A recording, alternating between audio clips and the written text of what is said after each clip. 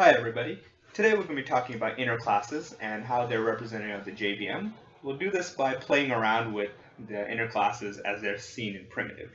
So what we have here is an open source GUI application called TimeFlow, and let's take a look at the views package over here. I'll open that up. And as you can see that there's this bar graph view.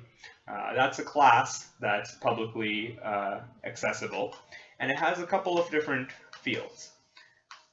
So let's start by looking at this bars field, which is a list of bar data. And so where is bar data? Well, if we keep going down a bit, we can see this one class, it's bar graph view $bar data.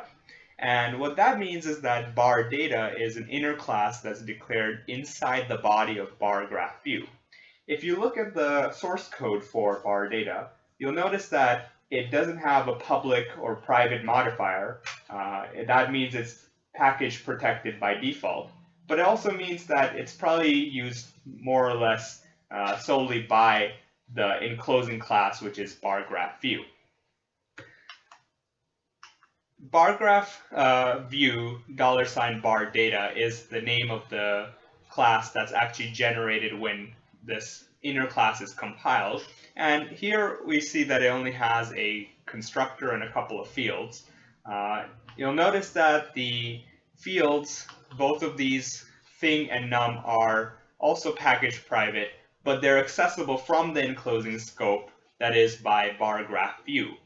There's also this $0 with no source available, because this is a field that's generated by the compiler in order for bar graph view $bar data, which at the JVM level is its own class, to be able to access data in the enclosing scope, that is bar graph view.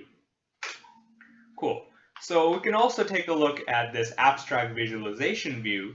That also has some inner classes which will not show up in this list of classes because they're not named inner classes like bar data was.